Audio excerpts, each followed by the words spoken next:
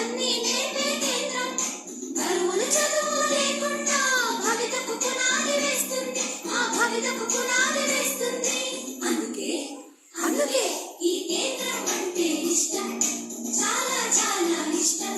మా అంగన్వాడీ కేంద్రం అంటే మాకెంతో ఇష్టం, చాలా చాలా ఇష్టం. మా పిల్లలందరికీ ఇష్టం. అంగన్వాడీ కేంద్రం అంటే మాకెంతో ఇష్టం, మాకెంతో ఇష్టం.